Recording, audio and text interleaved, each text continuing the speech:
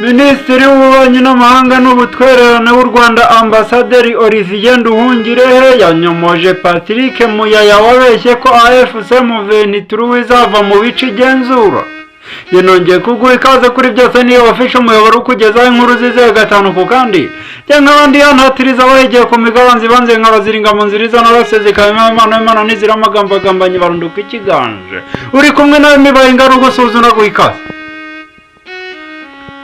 Minisitiri w'Ububanyi n'Amahanga n'Ubutwererane Ambasaderi Olivier Nduhungirehe yanyomoje umuvugizi wa guverinoma ya Repubulika Iharanira Demokarasi ya Kongo Patrick Muyaya wavuze ko urwego rw'umutekano ruzashyirwaho hagati y'u Rwanda na Repubulika Iharanira Demokarasi ya Kongo ruzanafasha mu gukura AFC M23 mu bice igenzura.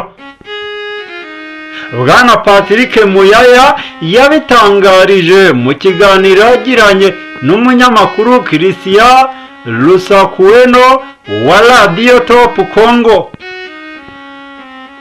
Mu butumwa Ambasaderi Olivier Nduhungirehe yanyujije ku rubuga rwa X kuwa 20 Nyakanga 2025 yavuze ko Muyaya yabeshya abanyekongo kuko yahuje amasezerano yasinyiwe i Washington DC hagati y'u Rwanda n'igihugu cye n'ayasinyiwe i Doha hagati ya Repubulika Iharanira Demokarasi ya Kongo na AFC M23.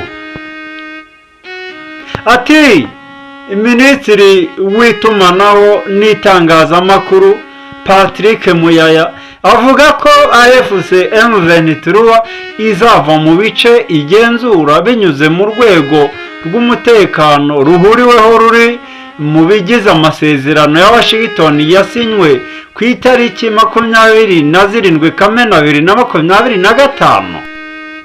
Iki ni ikinyoma cyambaye ubusa abanyekongo babwiwe, kandi birababaje kuba umuvugizi wa guverinoma ya Repubulika Iharanira Demokarasi ya Kongo atari ubwa mbere abikoze.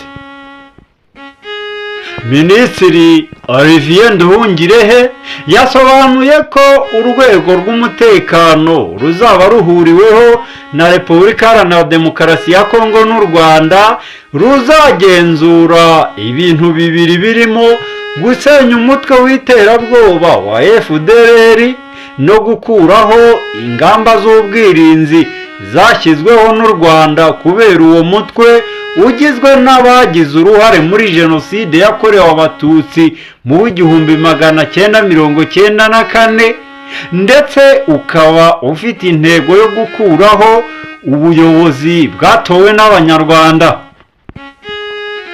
Ati AFC M23 ntaho ihuriye n'uru rwego ruhuriweho n'ibihugu byombi. Yashimangiye ko ikibazo cya AFC M23 kizakemukira mu biganiro by'amahoro bigikomeje hagati yayo na Repubulika Iharanira Demokarasi ya Kongo, hareberwa hamwe impamvu muzi yatumye AFC M23 yegura intwaro. Iyo mpamvu igomba gushakirwa igisubizo mu buryo burambye.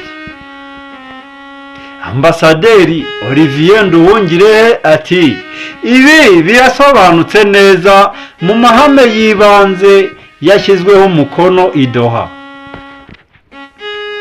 Amahame aganisha ku gusinya amasezerano y'amahoro hagati ya Repubulika Iharanira Demokarasi ya Kongo n'ihuriro AFC M23 yashyiriweho umukono i Doha kuwa 19 Nyakanga 2025.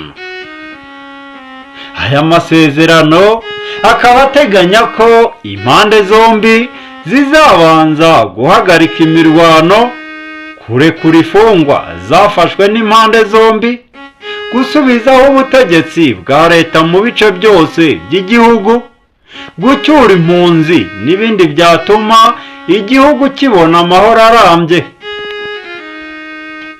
Umunyamabanga mukuru wa AFC M23 Benjamin Mbonima yatangaje ko mu nyandiko y'aya mahame hatarimo ingingo ivuga ko AFC M23 igomba kuva mu bice igenzura. Icyakora ko bizaganirwaho mu biganiro by'amahoro bizaba mu minsi iri imbere. Ati ntabwo AFC M23 izarekura na metero imwe. Tuzagumaho turi dukomeze kugenzura ibice dufite mu gihe tuganira ku mpamvu muzi. Ariko kugeza ubu mu itangazo ry'amahame ntabwo harimo ingingo ikora ku mpamvu muzi.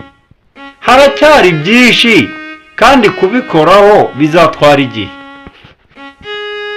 Nyuma yo gushyira umukono kuri ayo mahame, impande zombi zizakomereza ku gutegura amasezerano y'amahoro azanagenderwaho mu gushyira mu bikorwa amasezerano y'amahoro yashyizweho umukono hagati y'u Rwanda na Repubulika Iharanira Demokarasi ya Kongo i Washington DC. Mbifurije guhaha no kuronka. Imana y'amahoro n'imigisha ikomeze ibane namwe, ibahe kurambira kubona ibyiza. Impano iruta ibindi ni ubuzima. Bye bye, naho mu biganiro byacu by'ubutaha.